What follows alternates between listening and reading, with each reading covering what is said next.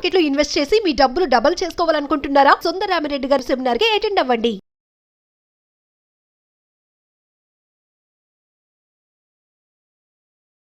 నమస్కారం సుందరరామిరెడ్డి గారు. నమస్తే సార్.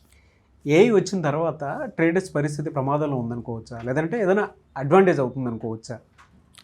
ఏ ఆర్టిఫిషియల్ ఇంటెలిజెన్స్ ఎక్కడున్నా అది అడ్వాంటేజేనండి. దాంట్లో డ్రాబ్యాక్స్ అంటూ ఏమి ఉండవు.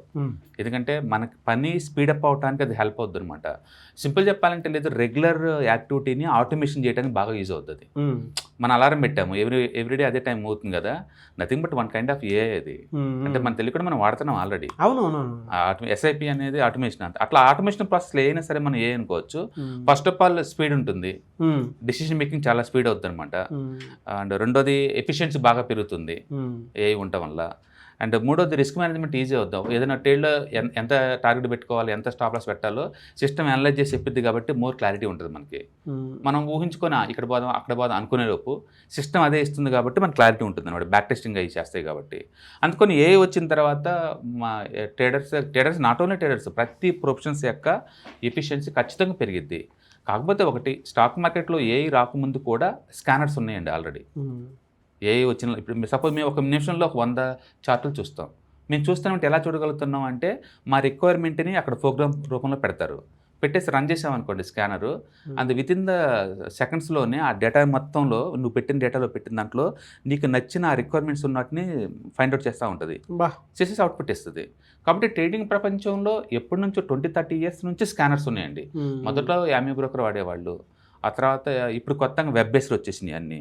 ఇప్పుడైతే ట్రేడింగ్ వ్యూ ఉంది, చార్ట్ ఐక్యూ ఉంది, చార్టింగ్.com ఉంది, అంటే టాప్ స్టాక్ రీసెర్చ్.com ఉంది, ట్రేడింగ్ వ్యూ ఉంది, అంటే చాలా స్టాక్ ఎడ్జ్ ఉంది, చాలా స్కానర్స్ ఉన్నాయి.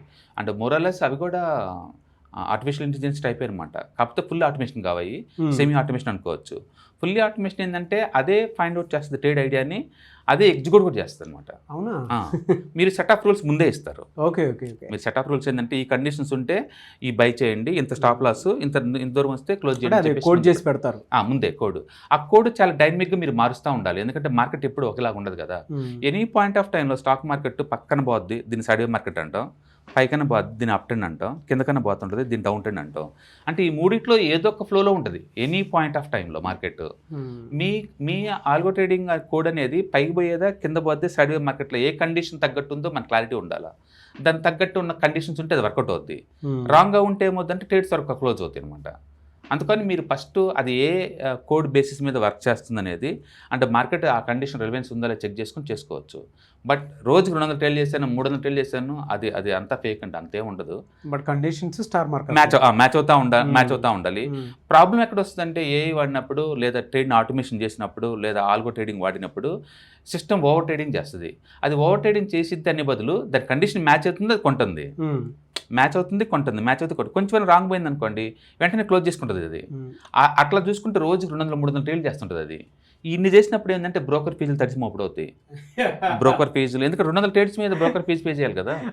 బ్రోకర్ ఫీజులు, తర్వాత గవర్నమెంట్ ఆఫ్ ఇండియా ఫీజులు, తర్వాత జిఎస్టీ, తర్వాత security transaction tax, and state గవర్నమెంట్కి స్టాంప్ డ్యూటీ, అండ్ సెబీ వాళ్ళకి సెబీ ఫీజు, ఎక్స్చేంజ్ వాళ్ళకి ఎక్స్చేంజ్ ఫీజు, ఈ మొత్తం కట్టేసరికల్లా నీకు మిగిలేది ఏమి ఉండదు. అందుకని ఆల్గో ట్రేడింగ్ లేదా ఈ ఆటోమేషన్ వాడినప్పుడు సక్సెస్ పర్సెంటేజ్ కనీసం ఒక 40-45% లేనిది రూపాయి కూడా మిగలదు.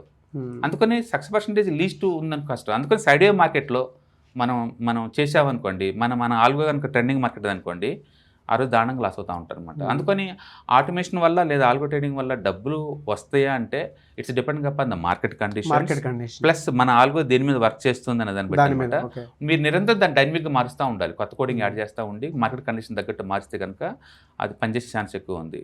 బట్ ఏదైనా కానీ మనం టెక్నాలజీ వస్తుంటే దాన్ని అడాప్ట్ చేసుకొని దాన్ని వాడుకోవడానికి ట్రై చేయాలి తప్ప దూరంగా ఉంటే కుదరదు. అవును, మనం వెనబడిపోతాం లేకపోతే. కాబట్టి ఆల్గో ట్రేడింగ్ కానీ, లేకపోతే స్కానర్స్ వల్ల కానీ, లేదా ఆర్టిఫిషియల్ ఇంటెలిజెన్స్ వల్ల కానీ ట్రేడింగ్ ప్రపంచంలో ఎఫిషియన్సీ పెరగడమే తప్ప తగ్గటాలే ఉండదు. అండ్ రెండోది రిస్క్ మేనేజ్మెంట్కి బాగా యూజ్ అవుతుంది, అండ్ బ్యాక్ టెస్టింగ్ చాలా ఫాస్ట్గా చేసుకోవచ్చు.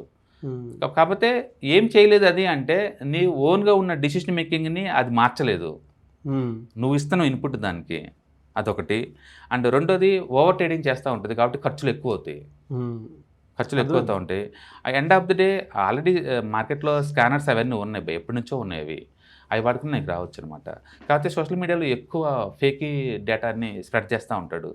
ఆల్గో వాడండి బీభత్సం సంపాదించండి, ఏ వాడండి బీభత్సం సంపాదించండి అనేది. But nobody going to give the success percentage ఇంత వస్తాను గ్యారంటీ ఎవరు. అట్లీస్ట్ 100 ట్రేడ్లు చేస్తే నాకు ఒక 5% మిగిలిద్ది అనుకుంటే ఎవరైనా చేస్తారు 100 ట్రేడ్లు. అవునండి, అవును. బట్ మీరు ఈవెన్ 2% కూడా గ్యారంటీ ఇవ్వలేదు అనుకోండి, దాన్ని దందులు పట్టింది దీనికి. అందుకని ఏ ఉన్నా లేకపోయినా ఎఫిషియన్సీ ఉన్నవాళ్ళు మార్కెట్ కండిషన్ సూట్ అయినప్పుడు మనీ మేక్ చేస్తారు, మిగతా సూట్ కానప్పుడు దూరంగా ఉంటాడు. బట్ ఏ దూరంగా ఉంటే కుదరదు, అవి నిరంతరం చేసుకుంటూ పోతూనే ఉంటుంది, ఎందుకంటే దాని కండిషన్ ఇచ్చాం కాబట్టి కొన్ని. సో మొత్తానికైతే ఎఫిషియన్సీ పెరుగుతుంది, స్పీడ్ పెరుగుతుంది, డెసిషన్ మేకింగ్ పెరుగుతుంది, రెడీమేడ్గా బోల్డ్ అని ఐడియాస్ జనరేట్ చేస్తుంది, అంతవరకు అయితే ఓకే. కోడింగ్ అండ్ అల్గోరిథం అల్గు మీద అదనమాట. అందుకని హెడ్జ్ ఫండ్స్ ఉన్నాయండి, చాలా ర్యాపిడ్గా ట్రేడ్ చేస్తారు. ఇప్పుడు లాంగ్ టర్మ్ ఇన్వెస్టర్స్కి హెడ్జ్ ఫండ్స్కి తేడా ఏంటంటే, లాంగ్ టర్మ్ వాళ్ళు ఏమో కంపెనీ ఫండమెంటల్ బేస్గా తీసుకొని చిన్న కంపెనీ పెద్ద కంపెనీ ఫ్యూచర్లో అవుద్దని చెప్పేసి బెట్ కాస్తుంటారు. It's all about management efficiency అంతే.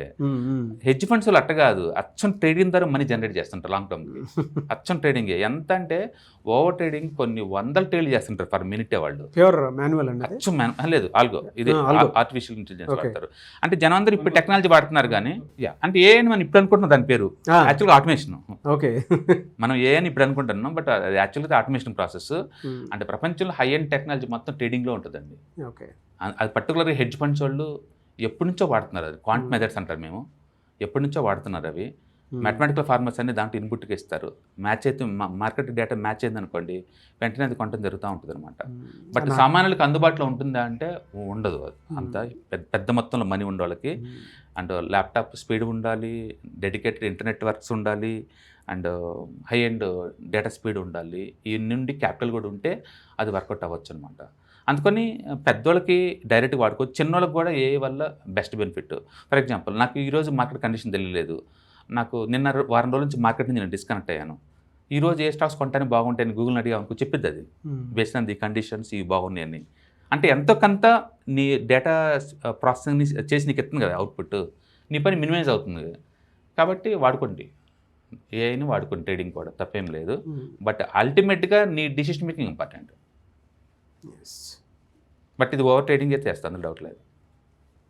ఎండ్ ఆఫ్ ది గోల్ ఏంటంటే ఎవ్రీ మంత్ టేబుల్ మీద మనీ ఉంచుతున్నావా లేదా అంతే. మీరు స్వింగ్ ట్రేడింగ్ చేయండి, పొజిషనల్ ట్రేడింగ్ చేయండి, ఆల్గో ట్రేడింగ్ చేయండి, ఇంటర్డే ట్రేడింగ్ సంబంధం లేదు. టేబుల్ మీద మనీ ఉంచుతున్నారంటే యూఆర్ డూయింగ్ ఎక్సలెంట్ బిజినెస్ అని. అది మిగలటం లేదనుకోండి, you're doing the wrong thing అని.